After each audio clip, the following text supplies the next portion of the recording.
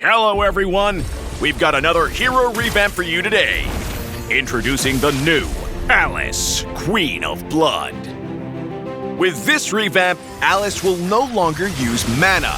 We've given her a passive that continuously damages nearby enemies while restoring her HP, making her even more of a threat in sustained combat. Queen of Blood, Alice.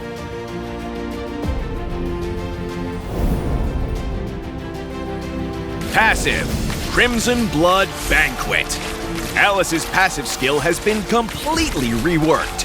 The new version now deals sustained damage and restores HP. When Alice's skills deal damage to minions, creeps, or enemy heroes, she gains 1 stack of Crimson. Upon reaching max stacks, Alice's passive will activate, dealing continuous damage to nearby enemies while restoring her HP. While the passive is active, hitting a creep or enemy hero with any skill will renew the passive's duration. First skill, Crimson Gleam, Scarlet Shadow.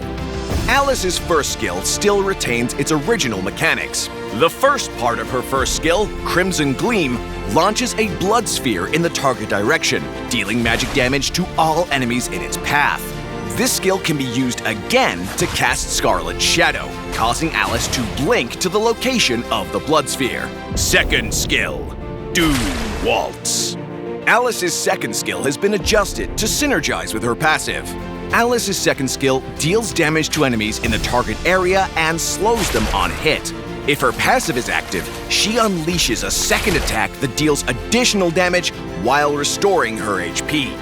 Ultimate, Throne of Ruin. Alice's revamped ultimate now provides more AoE CC. When Alice uses her ultimate, she enters a channeling state and gains high damage reduction for the duration. Once the channeling completes, she unleashes a burst of AoE magic damage and immobilizes enemies hit.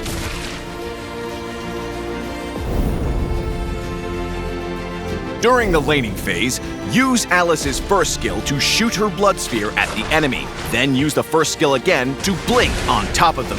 Follow up with her second skill to damage and slow the target, and stay close so her activated passive continues to deal damage. In teamfights, use Alice's first skill to blink into the enemy's back line, then follow up with her second skill to slow them, and unleash her ultimate for AoE magic damage and immobilizing. Once activated, Alice's passive skill grants her powerful sustained damage and self-healing, so stay close to enemies to keep refreshing the duration of its effect. Upgrade Alice's first skill at level 1, then prioritize leveling up her second skill, since it's her primary source of damage. While Alice is channeling her ultimate, she can use her first skill to reposition. Launch her blood sphere into the enemy with her first skill, then immediately activate her ultimate. While channeling, use the first skill again to blink to her blood sphere, bringing her ultimate on top of the enemy before they can react, and greatly boosting its effectiveness. For Jungler Alice, we recommend the Support Emblem with Agility, Seasoned Hunter, and Impure Rage talents.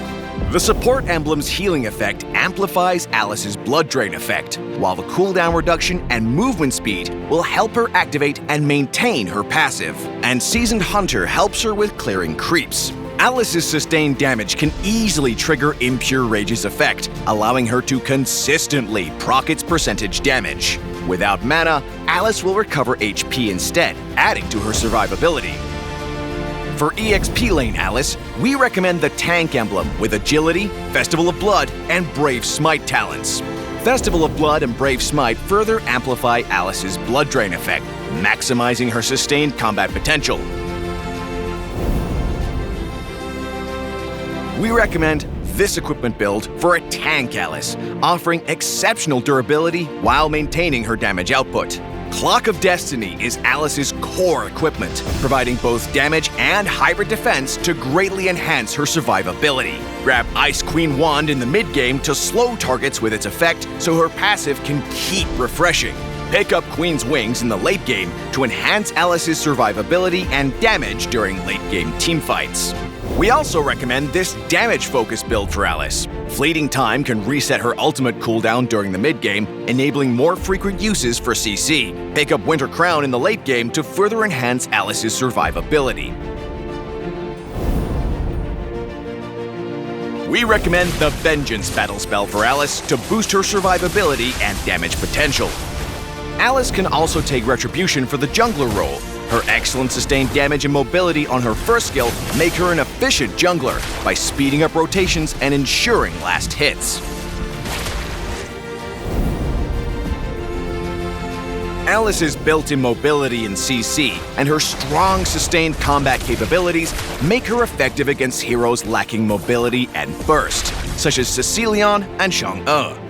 Enemy tanks with low damage, high HP, and limited mobility, like Uranus and Bajia, also become batteries for her blood drain in sustained fights. Alice's passive requires her to be close to the enemy, making her vulnerable to high mobility and ranged heroes such as Hayabusa, Granger, and Obsidia.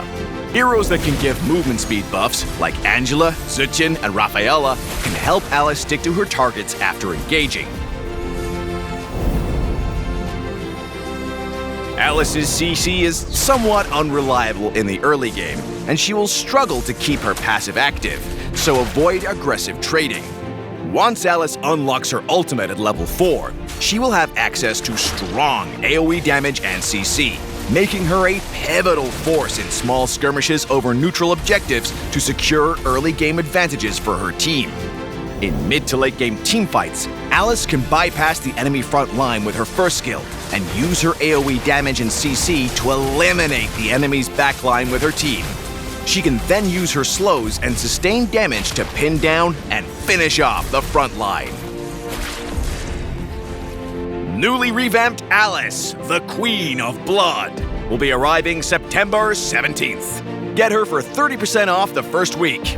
And until next time, we'll be seeing you in the Land of Dawn.